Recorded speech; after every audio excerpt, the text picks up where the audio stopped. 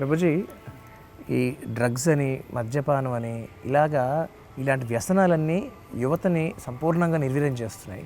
ఒక ఆధ్యాత్మికవేత్తగా వీటికి సంబంధించి మీ దగ్గర ఏదైనా ఒక సొల్యూషన్ ఉందా? యాక్చువల్గా మన ఆచార్యులు శ్రీల ప్రభుపాదుల వారు 60ల్లో ఆయన అమెరికాకు చేరుకున్నారు. అప్పట్లో ఆ సమాజంలో అంటే అమెరికాలో ఒక అతిపెద్ద ఛాలెంజ్ ఏమిటంటే ఈ కౌంటర్ కల్చర్, హిప్పీస్ అంటాను చూడండి, అది చాలా పెద్ద సమస్య మాట అమెరికన్ గవర్నమెంట్కి. ఏంటంటే యంగ్స్టర్స్ అందరూ కూడా మా తల్లిదండ్రులు ప్రయాణించిన మార్గంలో మేము ప్రయాణించదలుచుకోలేదు, ఎందుకంటే వాళ్ళు ప్రయాణించిన మార్గం ఎలా ఉందో మాకు తెలిసిపోతోంది. సో మేము కౌంటర్ కల్చర్ అంటే వాళ్ళు ఏం చేస్తున్నారో మేము చేయం, మా కల్చర్ మేమే సృష్టించుకుంటామన్న మూడ్లో ఉన్నారన్నమాట. వారందరిలోనూ కూడా ఈ మాదక ద్రవ్యాలు అంటే బాగా వ్యసనం చాలా బాగా డీప్గా ఉందన్నమాట.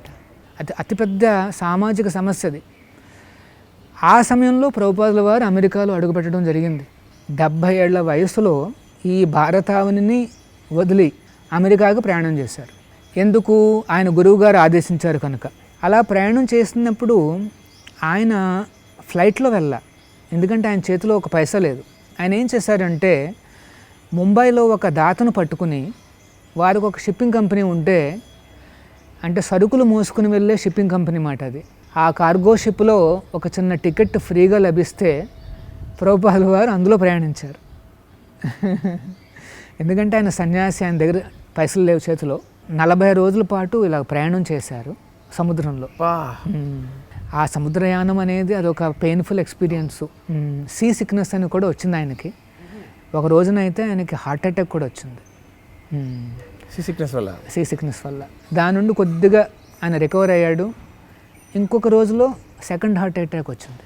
2 హార్ట్ అటాకులు రావడంతో ఆయన కుప్పకూలిపోయారు. యాక్చువల్గా అనుకున్నారంట మనసులో, ఇంకా నాకు రాసిపెట్టి ఉందేమో ఇలా ఓడలోనే నేను చనిపోవాలనేసి ప్రయాణిస్తుండగానే అక్కడ ఉండే కెప్టెను, ఆ ఇన్ హౌస్ డాక్టర్ ఉంటాడు కదా షిప్లో, వాళ్ళందరూ కొద్దిగా ఆయనకి సేవలు అందించడానికి ప్రయత్నిస్తున్నారు.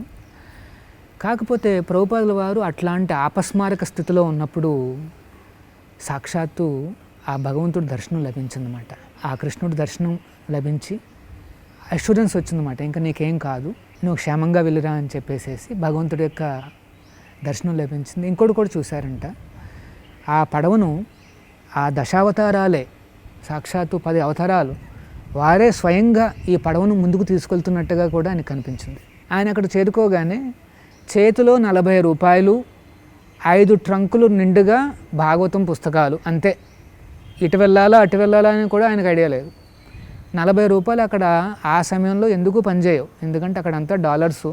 సో అట్లాంటి పరిస్థితుల్లో ఆయన దిగుతూ ఆ కెప్టెన్ పంజాక్ అన్నారు ఒక మాట, నాయనా నా దగ్గర ఈ ట్రంక్ బాక్సుల్లో భాగవతం పుస్తకాలు ఉన్నాయి, ఒక్క సెట్ నేను నీకు అమ్మదలుచుకున్నాను,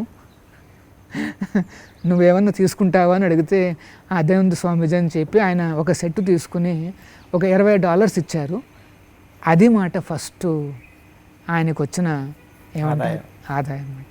దాంతో ఆయన ప్రారంభించి 11 సంవత్సరాలలో 108 దేవస్థానాలు ఆయన మొత్తం ప్రపంచమంతా 108 దేవస్థానాలు ఏర్పాటు చేశారు స్వయంగా.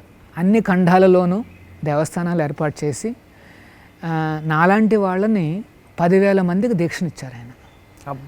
ఎవరు ఈ 10,000 మంది?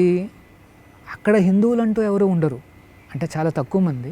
వీరందరూ కూడా క్రిస్టియన్స్ కావచ్చు, ముస్లిమ్స్ కావచ్చు, యూదులు కావచ్చు, లేకపోతే జ్యూస్ కావచ్చు, అంటే ఇజ్రాయెల్ నుండి వచ్చిన జ్యూస్ కావచ్చు, వీళ్ళందరూ కూడా సనాతన ధర్మం అంటే ఆశ్చర్యపోయి ఆ అవగాహన చేసుకోవడానికి అనేసి వారే వచ్చి దీక్ష తీసుకున్నారన్నమాట.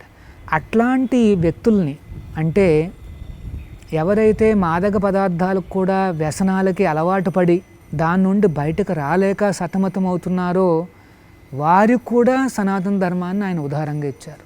వారి చేత ఈ హరినామాన్ని చెప్పించి వాళ్ళల్లో సత్ప్రవర్తన తీసుకొచ్చారు.